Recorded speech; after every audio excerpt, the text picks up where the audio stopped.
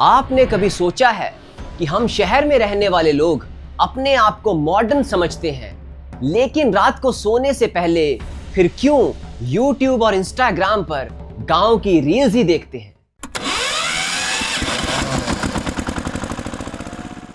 आम के पेड़ के नीचे बिछाई वो चारपाई, रात के अंधेरे में चमकते जुगनुओं की बारात, कच्चे घर के आंगन में बाहर बैठकर दादाजी अपने पोते पोतियों को कहानियां सुना रहे हैं। यह सब सोचते ही दिल के हमारे किसी कोने में यह सवाल उठता है कि क्या हम दोबारा से उस गांव का सादा जीवन जी सकते हैं जैसा कि हम कभी जिया करते थे। आज मैं यह वीडियो इसलिए नहीं बना रहा कि पुरानी गांव की यादें ताजा करने का मेरा मन है। आज यह वीडियो इसलिए बना रहे हैं क्योंकि अब वक्त आ चुका है कि शहरों, बड़े बड़े महानगरों, सो कॉल्ड मेट्रोपॉलिटन सिटीज को ही अब गांव में बदलने का वक्त आ चुका है। पहले पर हम सबको यह सोचना होगा कि हमें गांव का वह सादा जीवन इतना याद आता क्यों है, क्योंकि गांव में हम जीवन सर्वाइवल के लिए नहीं बल्कि उस जीवन को जीने के लिए रहते थे। वहां गांव में समय स्लो लगता था, ना ट्रैफिक जाम का हॉर्न, ना कोई ऑफिस का प्रेशर, ना कोई ज्यादा अमीर ना गरीब। रूह को सुकून देता था हमारा गांव। खुशियों का भाव उस अभाव में भी ज्यादा नहीं था। आम, केला, संतरे, अनार सब कुछ पेड़ों से तोड़कर हम खाया करते थे और बहुत मजा आता था। आज की तरह उस समय रिलेशनशिप डिजिटल और आर्टिफिशियल नहीं थे। हमें आज के समय में किसी का ऑनलाइन स्टेटस पढ़कर ही पता चलता है कि उसके जीवन में क्या है, लेकिन गांव में ऐसा नहीं होता था। गांव में हमारे अपने खुद मिलने आते थे और आमने सामने बैठकर एक दूसरे के साथ दिल की बातें होती थी। शहरों की तरफ हमने पलायन क्यों किया? पैसा और कंफर्ट कमाने के लिए, लेकिन भाग दौड़ वाली शहरी जिंदगी ने उल्टा हमसे हमारा सुकून ही छीन लिया। लेकिन सवाल तो यह है कि आज के इस फास्ट पेस्ड वाली लाइफस्टाइल में क्या गांव जैसा जीवन जीना पॉसिबल है? इसका जवाब है हाँ, बिल्कुल पॉसिबल है, और ऐसा दुनिया में कई जगह हो रहा है। जापान में स्लो सिटी मूवमेंट चल रहा है, जहां शहर के बीच मिट्टी के घर, सड़कों पर साइकिल और कॉमन फार्म जोन्स हमें देखने को मिल जाएंगे। यूरोप में भी कहीं कहीं इको विलेजेस का यह कॉन्सेप्ट एग्जिस्ट करता है, जहां समुदाय के लोग खुद ही अपने घरों में वह खाना उगाते हैं और समुदाय के लोगों के बीच खाना पकाने की ड्यूटीज बांटते हैं। क्या आप जानते हैं कि शहरों को गांव में कन्वर्ट करने की ये जो मुहिम है, ये भारत के भी कुछ शहरों में चल रही है। औरो विलेज जो पौंडीचेरी में है और दूसरा है गोवर्धन इको विलेज महाराष्ट्र में, जिन्होंने अर्बनाइजेशन की जगह रूरलाइजेशन को अपनाया है। आगे इस वीडियो में मैं आपके साथ कुछ प्रैक्टिकल फॉर्मूले शेयर करने वाला हूं। यकीन मानिए हम भी अपने बड़े बड़े शहरों को गांव में बदल सकते हैं। शहर की हर कॉलोनी में मिनी चौपाल जोन्स बनाए जाएं, वहां सीमेंटेड बेंचेस की जगह मिट्टी के चबूतरे बनाए जाएं। नीम, आम या पीपल के पेड़ों के नीचे चारपाई पर वहां लोग आराम से बैठें, पेड़ों की छाया लें, आपस में बातचीत करें और सामुदायिक गतिविधियों में भाग भी लें। कम्युनिटी रसोई या लंगर कल्चर का ट्रेंड हमें फिर से शुरू करना होगा। वर्किंग डेज में तो जो शहर के लोग हैं वो बहुत बिजी रहते हैं, तो एटलीस्ट वीकेंड्स पर यानी कि सैटरडे संडे को तो हम सभी मिलकर कम्युनिटी किचन्स में खाना तो बना ही सकते हैं, instead of going too expensive hotels. Community hall में इकट्ठे खाना खाने से एक तो आपके पैसों की भी बचत होगी और दूसरा जो आपके रिश्ते हैं वह भी बहुत तरक्की करेंगे। फलों और सब्जियों की मिलावट से तो हम सभी शहर के लोग बहुत परेशान हैं, तो क्यों ना गांव के जीवन की तरह हम भी खेती बाड़ी को फिर से अपनाएं। शहरों में तो खाली जमीन, गांव की तरह बड़े बड़े खेत तो नहीं होते, इसलिए हम मिलकर छोटे छोटे जो ओपन प्लॉट्स होते हैं वहां पर मिनी फार्मिंग कर सकते हैं।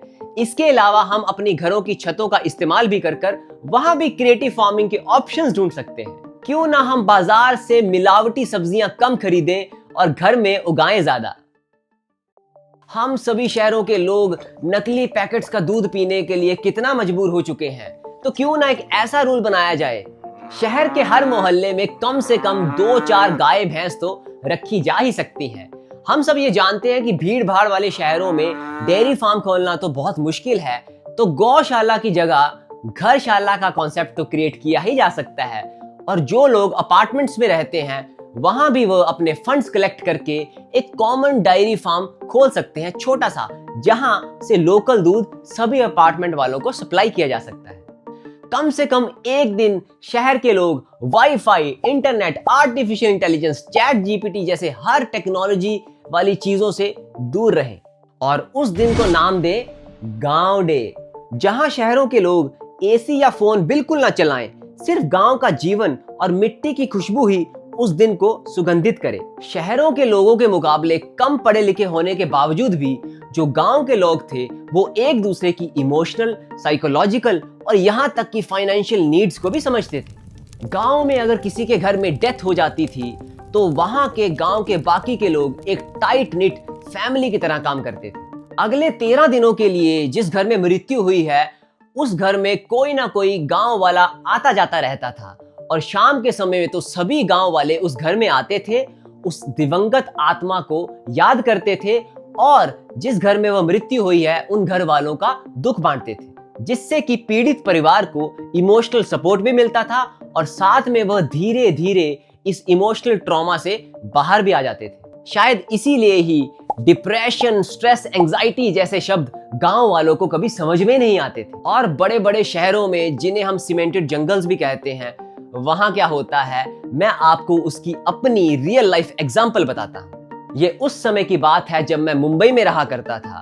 हमारे अपार्टमेंट के 7th फ्लोर पर 4 फ्लैट्स हुआ करते थे। जब मैंने अपना फ्लैट एक दिन खोला तो सामने वाले फ्लैट में पार्टी चल रही थी और एकदम से नजर मेरी दूसरे फ्लैट पर पड़ी जिसका दरवाजा थोड़ा सा खुला और मुझे वहां एक डेड बॉडी दिखी और उसके परिवारजन रो रहे थे। यानी कि एक फ्लैट में पार्टी चल रही थी और सामने ही जस्ट बिल्कुल उसके ऑपोजिट दूसरे घर में मातम हो रहा था। शहर की जिंदगी को देखकर यह कहना तो मुश्किल है कि 13 दिन तो कोई भी नहीं निकाल सकता, लेकिन फिर भी उस कम्युनिटी के और आसपास के जितने भी लोग हैं वो शोक सभा में वीकेंड्स पर आकर पीड़ित परिवारों का दुख तो बांट ही सकते हैं। अगर हम सरकार का वेट करेंगे तो कभी नहीं होगा, लेकिन अगर हम खुद इनिशिएटिव लेंगे तो शायद यह काम कल ही हो जाएगा। याद रखिए, रेवोल्यूशन कोई गवर्नमेंट नहीं बल्कि एक क्रिएटिव थॉट ही स्टार्ट करता है। और गांव सिर्फ एक रिमोट ज्योग्राफिकल एरिया ही नहीं बल्कि एक सोच है। मैं आपके साथ एक फैक्ट भी शेयर करना चाहता हूं कि जब 1947 में हमारा देश आजाद हुआ तो लगभग 70 से 75% फैमिलीज खेती बाड़ी ही किया करती थी और गांव के साथ ही कनेक्टेड थी। स्पेशली इंडस्ट्रियल रेवोल्यूशन के बाद तो लोग अपने गांव से बाहर चले गए, लेकिन उनका वह प्यारा गांव उनके अंदर से कभी नहीं गया। और अगर यह वीडियो आप अभी तक भी देख रहे हो तो मान लीजिए कि वह गांव का सादा जीवन और उस गांव के साथ जो आपका प्यार था वो आज भी जिंदा है। तो चलिए अब तो गांव जाने का प्लान नहीं बल्कि अपने शहर में ही गांव को लाने का प्लान बनाते हैं। तो शुरू करें। मैं हूं उपांश शर्मा, आप जैसा ही कोई एक। अगर आपको यह वीडियो पसंद आया तो हमें कमेंट करके यह जरूर लिखें कि आप अपने गांव को क्यों इतना प्यार करते हैं। मिलते हैं अगली वीडियो में, तब तक शोर में नहीं सुकून में जियो।